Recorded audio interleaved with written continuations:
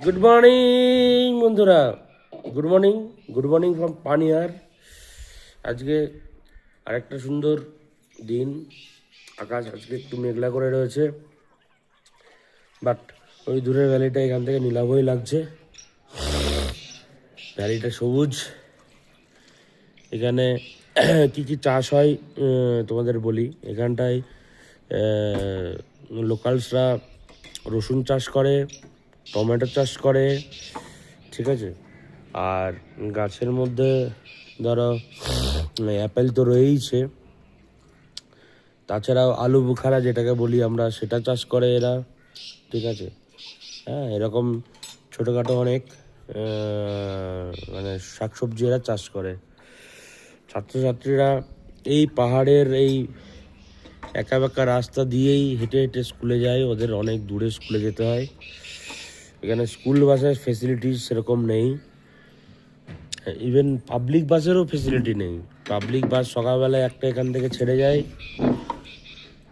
বালিচক অবধি, আর বালিচক থেকে আবার রাত্রিবেলায় ফিরে আসে, ব্যাস। পাবলিক ট্রান্সপোর্ট বলতে মোটামুটি সকলেরই বা গ্রামের বেশিরভাগ লোকেরই গাড়ি রয়েছে, ঠিক আছে। সেখানে মানে সেটা থেকেই মানে সবাই যাতায়াত করে। অনেকে হেঁটে যাতায়াত করে, অনেকে শেয়ারিংয়ে যাতায়াত করে, তাই তো।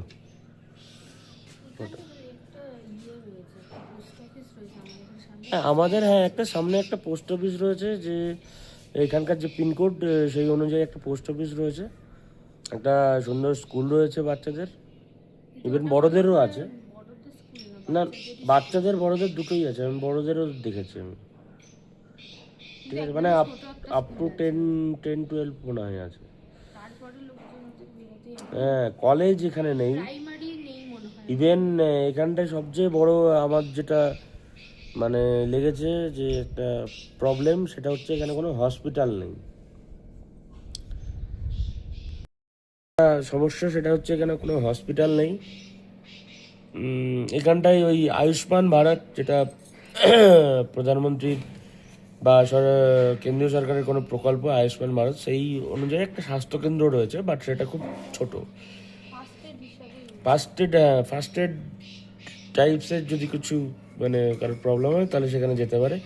আদারওয়াইজ বড় কিছু করতে গেলেই তাদের নিয়ারেস্ট বালিচক বা ওই সব জাতীয় জায়গায়, ওইসব বা মান্ডি, এইসব জায়গায় তাদেরকে যেতে হবে।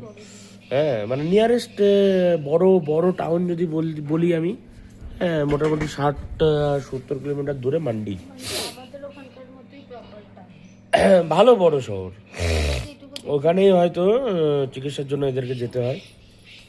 এখানে আরও একটা সমস্যা আছে, সেটা হচ্ছে গিয়ে অ্যাম্বুলেন্স নেই। মানে এখানটায় ওই প্রাইভেট ভেহিকেলে করেই পেশেন্টকে নিয়ে যেতে হবে। আমি আজ অবধি কোনো অ্যাম্বুলেন্স দেখিনি এখানটায়, প্রায় 10-12 দিন হয়ে গেল। এই এই কয়েকটা মানে আমাদের যে শহুরে লাইফ, তাদের যে ধরো কিছু হার্ডেলস হলো, তাহলে আমরা যেগুলো মানে এক্সপেক্ট করি যে চিকিৎসা বা একটা অ্যাম্বুলেন্স, হ্যাঁ এইসব সুবিধাগুলো এখানে নেই। তাও এরা মানে মানে ছোট থেকেই তো সার্ভাইভাল এদের এরকম।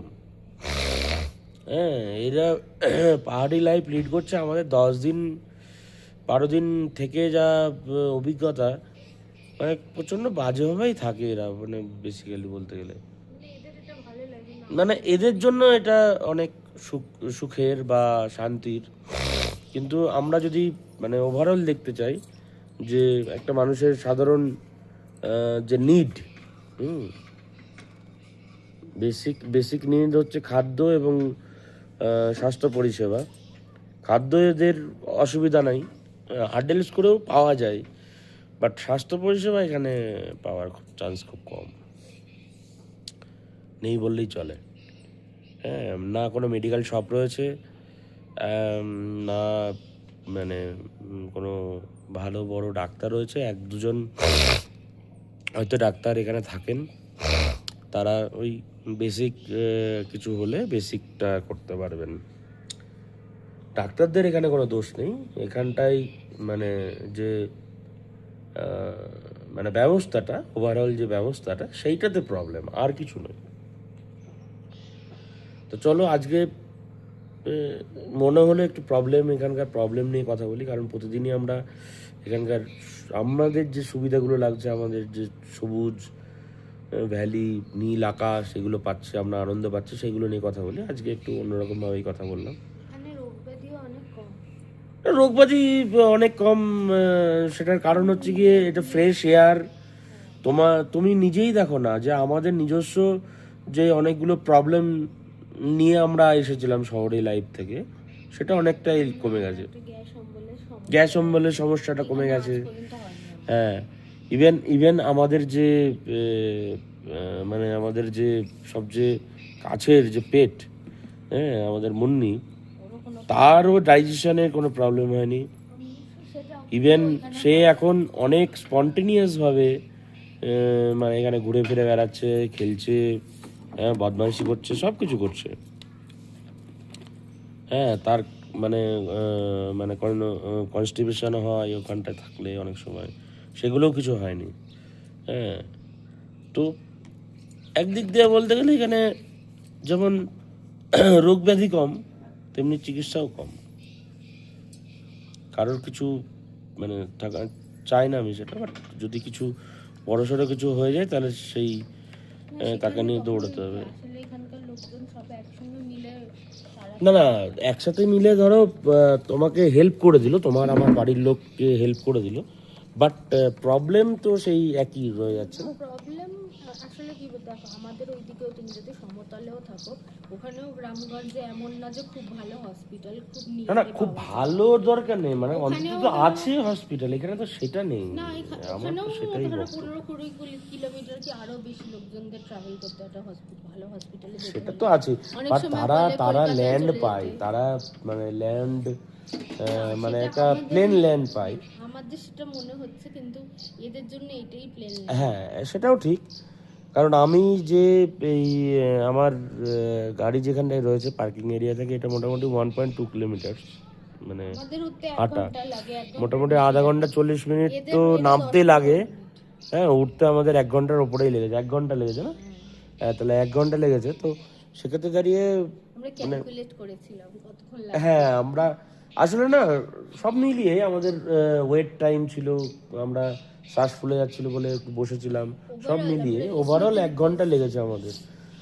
এরা যদি তাড়াতাড়িও নামে, মানে একটা পেশেন্ট নিয়ে নামাটা একটা হার্ডেল, মানে বিশাল চাপের, তাই বলছি।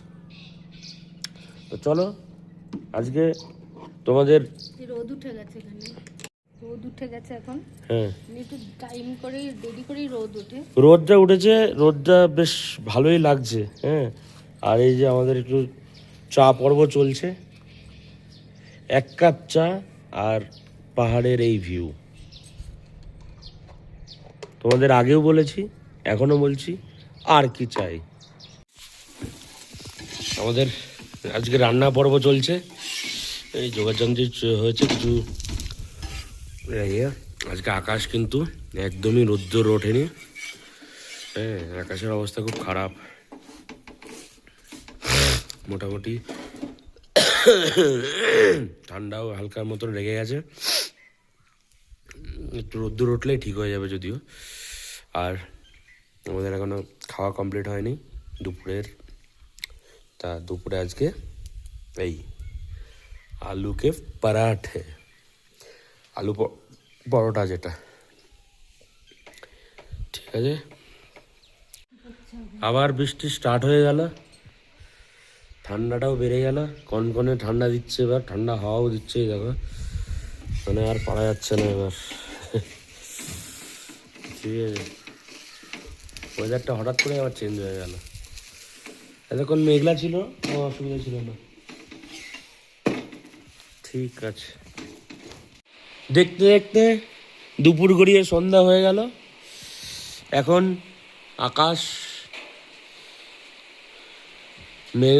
মানে মেঘলা হয়ে গেছে, কুয়াশাচ্ছন্ন আমাদের এই ভ্যালি, পুরো একদম কুয়াশাচ্ছন্ন হয়ে গেছে, আর বৃষ্টি পড়ছে, এই দেখো বৃষ্টি ভালোই পড়েছে, ঠিক আছে।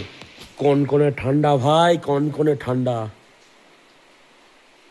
তো চলো আজকে ভিডিওটা এখানেই শেষ করে দিচ্ছি। বাই।